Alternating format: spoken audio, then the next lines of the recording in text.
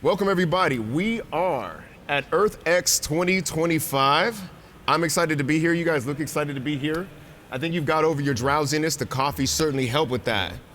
But we are talking to the people who are the change makers, who are on the cutting edge of the kinds of sciences, technology, and social change that will make this world a better place. Yeah. And we are blessed to start off with our good brother, Steve Smith. How you doing today, sir? I'm doing great, thank you. Absolutely. Yeah. Sir, I read in your bio that you began your career as a rocket scientist. Huh. Who starts their career? Who starts a career as a rocket scientist? And tell me about your journey to that before we go any further. Well, I'm an engineer, and I grew up the son of a rocket scientist in it's family business. Huntsville, Alabama.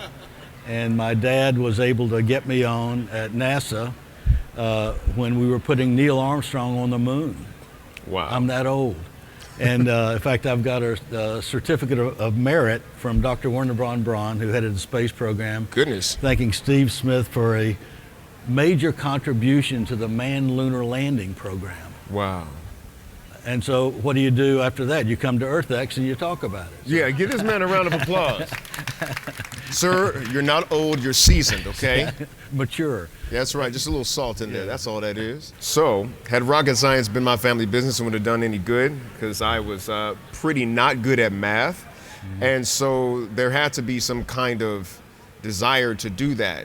Yeah. Had to be an exciting time to growing up in that time period. Well, I'll add to the role that my dad played. He got me involved in Boy Scouts. And so I'm an Eagle Scout and learned to fall in love with nature.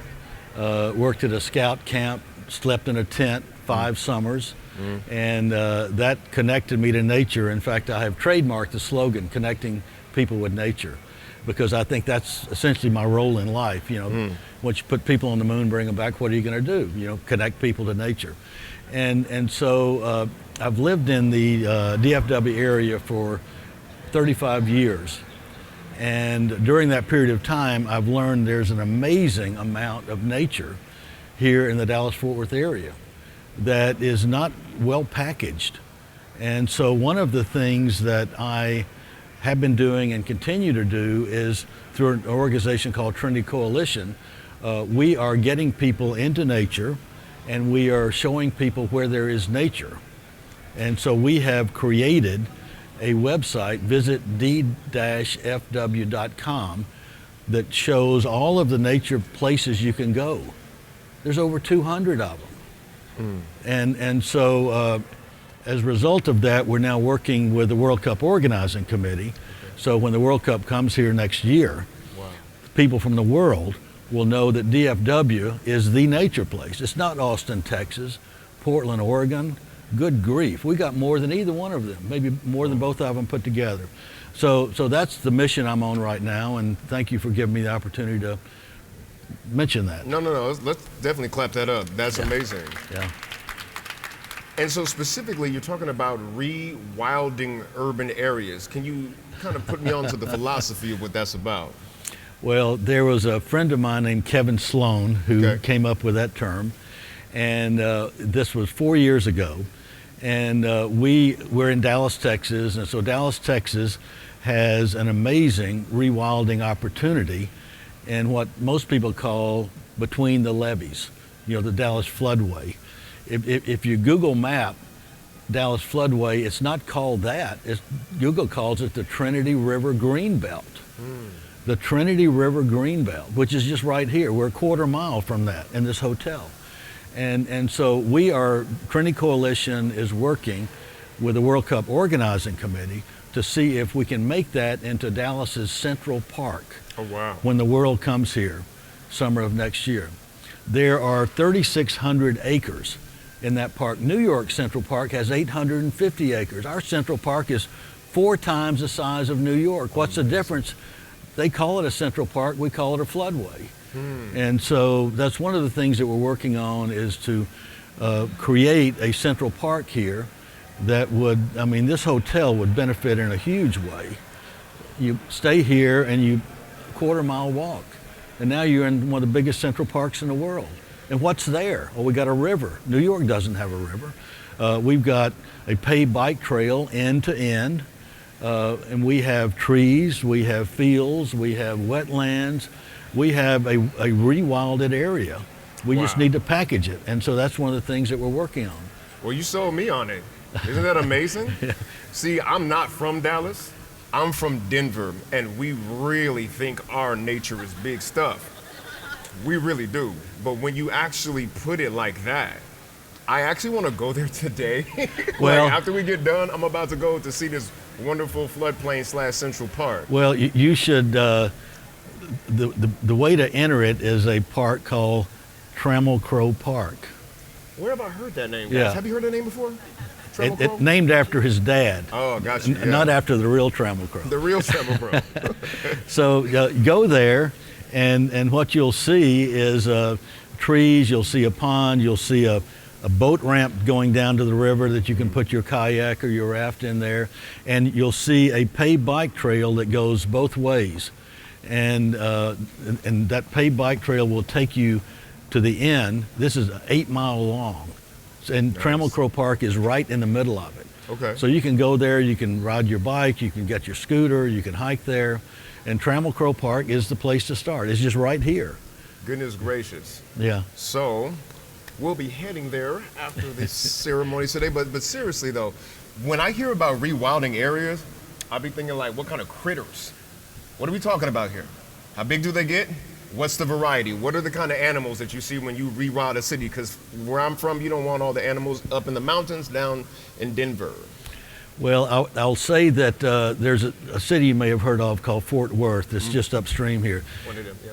They have alligators in their river. Nobody has spotted yet. Maybe you'll see the first one. Nobody has spotted an alligator in our river. Gotcha. There are water snakes, but there mostly are birds. This is one of the most populated by birds migration paths in the country, and this is migration season. Wow. You'll see Canada geese, you'll see egrets, you'll see monarchs, butterflies that populate there. So there's a lot of wild there. This part of the world for thousands of years was a blackland prairie. We have black clay here.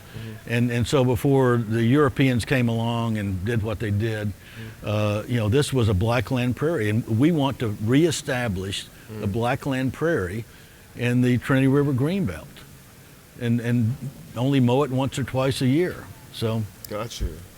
Well, this sounds like the goal is to rebrand what cities are, because it seems like with your philosophy, rewilding, yeah. cities don't necessarily have to serve as an interruption to nature, but can serve as a part of a continuum. Is that a correct assessment?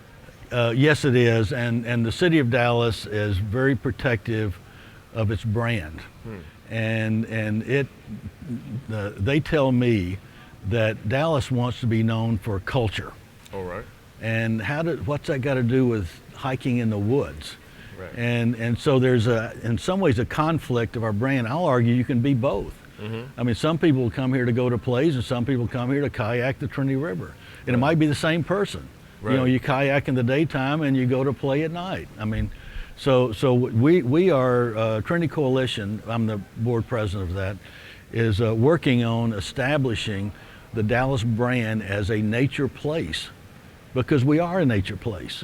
We just need to have the world know about it. Oh, the World Cup is coming here. When that happens, it's going to be different. So our Trinity Coalition has been charged with the World Cup Organizing Committee of leading nature experiences when the World Cup comes here. And so the main place where we're going to be focusing on is the Trinity River Greenbelt.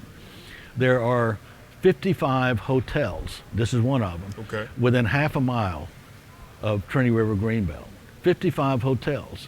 Wow. And they're going to be full of people from Germany, France, Brazil that want to kick the soccer ball around. Oh, we got plenty of room. You want to kick a soccer ball, just don't kick it in the river, because it's going to end up in Galveston. Right. I'm telling you, this is a passion that I feel from you. You have that evangelistic spirit about your work that you are doing to really make this a hub for nature. And coming from a place that is like that, I can tell you, it benefits everything and every facet of the city. So can you tell us more about your organization and where we can find you? Well, thank you. TrinityCoalition.org is our website. And you'll go in there and you'll see among the many things there that we have been able to get the National Park Service to award its National Water Trail brand to our river. Wow. That river is part of the National Park Service. Why are we keeping it a secret? I don't know, but you can go to the website there and you will see a paper that shows that the river is bacteria, the bacteria level in the river is swimmable 75% of the time. So if you're kayaking, you fall out of your kayak and you get a mouthful of water, are you going to get sick? That's what the National Park Service That's asks what I us. would want to know, Yeah, and so we hired the University of Texas at Arlington, and they did an analysis and found out that the 25% of the time that you don't want to be swimming there is right after a rain.